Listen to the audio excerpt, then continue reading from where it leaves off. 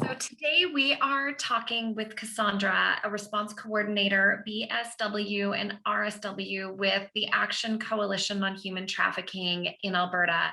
And today we're going to take a closer look at the survivors of human trafficking.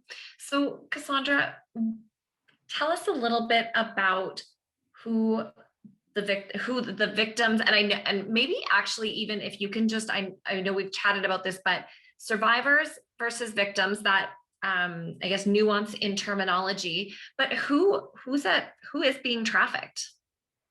Yeah, absolutely. So anyone can be trafficked, really. Um, that's something that's important and that we've learned in working with our clients. I'll use that word for a minute.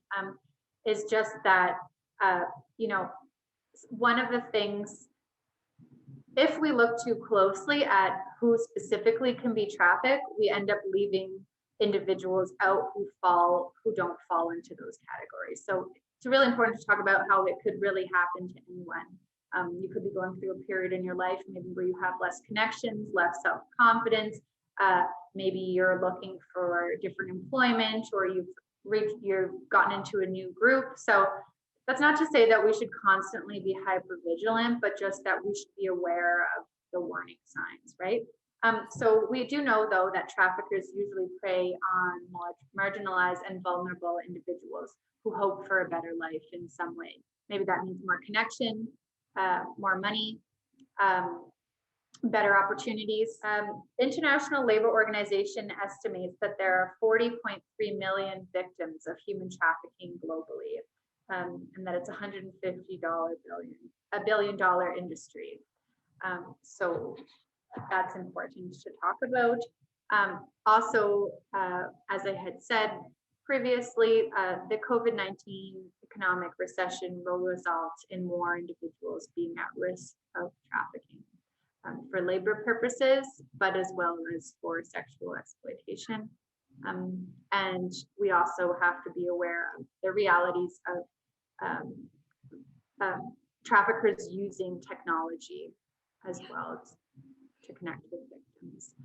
Those numbers are mind-boggling. That's a lot to wrap your head around. So when it comes to warning signs, what would you say are some of those common misconceptions about them?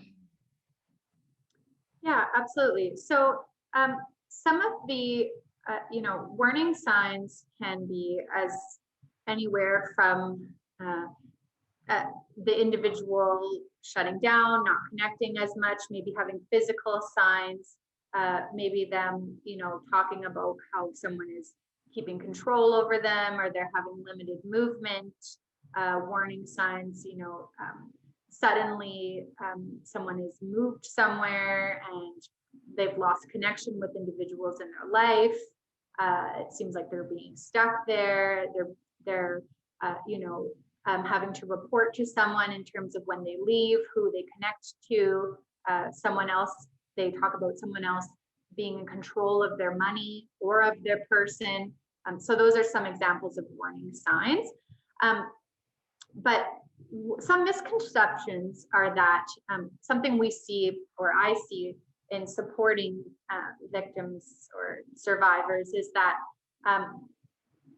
there's often this misconception that because they consented to part of what's happening, that they cannot get help because they agreed to it, or that nobody will help them because they agreed to part of it. So what that would look like with labor trafficking is they agree to work somewhere or to come to the country to work somewhere, but they're never aware of the hours they'll have to work, or how little they'll be paid, or that their documents will be taken. And it's the same for sex workers, right? They may agree to being a sex worker, but that doesn't mean that they agree to how many partners they'll be forced to see a day, or how much money they'll actually see, or how often they'll have to work where they move. So that's really important, because there's support for individuals, and we're aware that actual legislation talks about how the consent has to be informed consent. There's also a misconception that an individual should have picked up on, or how could they miss, what happened to them, or how could they not have seen the signs? How could they not have left? And again, that's part of that is the psychological injury, the grooming, it happening. It doesn't just happen overnight. It happens over long periods of time in which that individual has a hard time separating their trusting relationship with the trafficker from what's really happening. Or, they couldn't see the signs because it happened over such a slow period of time that it just, by the time they realized it was too late, or maybe, as we had talked about, maybe they were forced to become traffickers themselves. So often what traffickers will do is by making the victims or the survivors do illegal activities, they are keeping them there because they know the victims will be afraid of going out and getting into legal troubles themselves. So that's part of that. I just want to say one last thing about just labels. So it's often we use victims as individuals who are still stuck in those situations and in which the crime is ongoing and the abuse is ongoing. More typically, we'll use survivors for individuals who have left the situation. But again, as response coordinators, we always use the language that the individual is comfortable with. Okay. Some people aren't comfortable with either, and they just want to be referred to as clients. Okay. That's important to know, and letting them have the power of choice in that is probably a very important piece of it, right? Absolutely. Yeah. So when it comes to the survivors, what are some of the things that they say that they wish they knew or that somebody had told them? Yeah, absolutely. So some of the things that, like I said, they say they wish they knew is that what exactly their rights and responsibilities are in case of labor as someone who's on Canadian soil.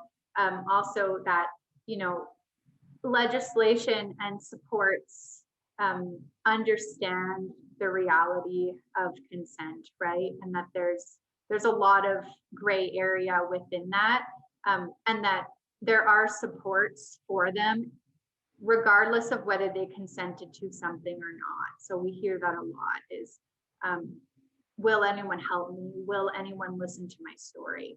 Also that we understand that if an individual has been trafficked and forced to be a trafficker, there is legal considerations and considerations in those cases as well. And so we hear sometimes survivors talk about how they would have come out sooner if they knew that their story would be understood in its full effect. Right. Holistic point of view, right? Taking into account all of it. Exactly. Wow. And also, understanding that the realities of trafficking situations are very different than what we see in the media. So we often hear people say that they didn't come out because their story was not flashy enough. They weren't sure if they would really get help because it didn't look like, them being kidnapped and taken away. It looked like something very different. So just recognizing that every story is different, and sharing first voice stories as well as facts about what these situations look like. Which is probably, and correct me if I'm wrong, also another reason why sharing accurate stories, not resorting to sensationalism, why that's so important. And, I guess in the entertainment industry, when it comes to movies or shows, the disservice that's being done when it is this like flashy, dramatic kidnapping and whatever that looks like. Not to say that I'm not saying that the actual situations are not tragic and horrific and dramatic, but when we're trained that this is what it looks like, then when people are in it, it's like, well, mine isn't that, so it must not be, right? So another point Exactly. of that. It actually makes us harder to flag it, and it actually makes it harder for those individuals to come out. Ugh, So it's just to be aware of that. Yeah. such a great point. So, Cassandra, what can we do to better support survivors? Absolutely.